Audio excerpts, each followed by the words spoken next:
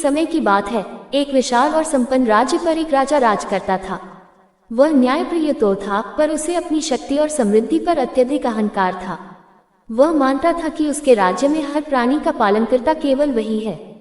उसकी 7 रूपवान और गुणवान पुत्रियां थीं। एक दिन अपने दरबार में बैठे हुए राजा ने अपनी शक्ति का प्रदर्शन करने के उद्देश्य से अपनी 7 बेटियों से एक प्रश्न पूछा, जिसकी गूंज पूरे महल में फैल गई। पुत्रियों, तुम सब बताओ, तुम किसके भाग्य से खाती हो? तुम्हारा जीवन और तुम्हारा भरण पोषण किसके कारण संभव है? 6 बड़ी बेटियों ने तुरंत राजा की इच्छा को समझते हुए उत्तर दिया। उन्होंने राजा की प्रशंसा में कहा, पिताजी, हम आपके भाग्य से खाती हैं। आप ही हमारे पालनहार हैं और हम आपके ही सहारे जीवित हैं। राजा का सीना गर्व से फूल गया। लेकिन जब सबसे छोटी पुत्री की बारी आई तो उसने बिना किसी डर या संकोच के अपनी आंखें ऊपर आकाश की ओर उठाते हुए कहा, पिताजी, मैं अपने ही भाग्य का खाती हूँ, मुझे खिलाने वाला भगवान है। ये सुनकर राजा का अहंकार क्रोध में बदल गया। उसे लगा जैसे उसकी सत्ता और सम्मान को चुनौती दी गई हो।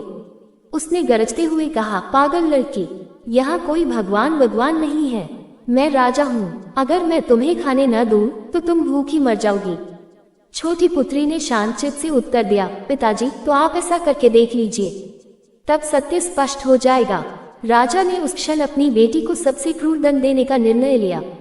उसने अपनी बाकी 6 पुत्रियों का विवाह तो देश के बड़े राजकुमारों से करवाया, पर इस छोटी बेटी का विवाह उसने एक ऐसे व्यक्ति से तय किया जिसकी स्थिति अत्यंत दयनीय थी। उसका पति एक गरीब, बीमार लकड़हारा था जो अपनी आजीविका कमाने जंगल गया था, मगर वहां लकड़ी काटते समय गंभीर रूप से बीमार हो गया। वह चल फिर भी नहीं सकता था और उसी अवस्था में असहाय पड़ा हुआ था। राजा ने अपनी पुत्री को उस नरक जैसी जगह पर भेज दिया और व्यंग्य किया, जा, अब देखता हूँ तेरा भगवान तुझे कैसे खिलाता है। राजकुमारी ने इस घोर विपत्ति को भी ईश्वरीय विधान मानकर स्वीकार किया। उसने महल के ठाट बाट को भुला दिया और सबसे पहले अपने पति की सेवा में लग गई।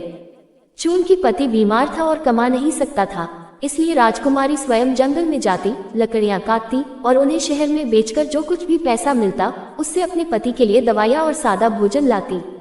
पति को दूध पिलाने के बाद वह रोज प्रेम पूर्वक बचा हुआ दूध पास के वृक्ष के नीचे रहने वाले एक नाग नागिन के जोड़े को भी पिलाया करती थी। उसके निस्वार्थ सेवा भाव और पतिव्रता धर्म के कारण उसका पति धीरे धीरे स्वस्थ होने लगा। एक रात नाग नागिन ने उसे स्वप्न में दर्शन दिए। नाग ने कृतज्ञता व्यक्त करते हुए कहा कि उसकी सेवा से वे प्रसन्न है और चूंकि वो बहुत परोपकारी है, इसलिए यदि उसे धन मिलेगा तो वह समाज की और भी सेवा करेगी। नाग ने बताया कि जहाँ वे रहते हैं वहाँ जमीन के नीचे अमूल्य सोने चांदी से भरा एक बड़ा खजाना गड़ा है। राजकुमारी ने स्वप्न के अनुसार उस जगह की खुदाई की और अपार धन प्राप्त किया। वह रातों रात सबसे धनवान बन गई। उसने अपने पति के लिए एक विशाल और शानदार महल बनवाया, एक सुंदर नगर बसाया और उसका पति पुनर्तः स्वस्थ होकर अब राजा के रूप में राज करने लगा। लेकिन रानी ने अपने पिछले दिनों को नहीं भुलाया। उसने अपनी संपत्ति का उपयोग लोगों की सेवा में किया और रोज अन्न क्षेत्र खोलकर सबको भरपेट भोजन कराया। इधर अहंकार में डूबे राजा का भाग्य पलट गया। उसका राजपाट छिन गया, सारी संपत्ति नष्ट हो गई और उसकी 6 बेटियों के पति भी निर्धन हो गए। वे सभी अब जीवन यापन के लिए भटकने लगे। एक दिन रानी अपने अन्न क्षेत्र में भोजन बांट रही थी, तभी उसने कतार में सबसे पीछे फटेहाल अवस्था में अपने पिता और बहनों को देखा। वह तुरंत पहचान गई। राजा लज्जा से सिर झुकाए खड़ा था। उसने अपनी बेटी से कहा, बेटी, तूने सच कहा था। मेरे अहंकार ने मुझे बर्बाद कर दिया। जिन बेटियों ने मेरे भाग्य से खाने की बात कही थी, आज मैं उन्हें एक रोटी भी नहीं खिला पा रहा हूँ। आज तेरा भगवान ही हम सबका पालन कर रहा है। तब रानी ने अपने पिता को सांत्वना दी और प्रेम से कहा, पिताजी, सब अपने अपने भाग्य का और भगवान की कृपा का ही खाते हैं। मनुष्य केवल माध्यम है, सबको खिलाने वाला और सबका विधान रचने वाला केवल परमेश्वर है।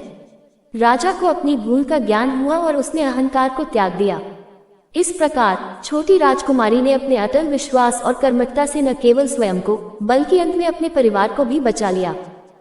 आपको ये कहानी कैसी लगी कमेंट बॉक्स में जरूर लिखना और हाँ, वीडियो को लाइक और चैनल को सब्सक्राइब करना मत भूलना। धन्यवाद।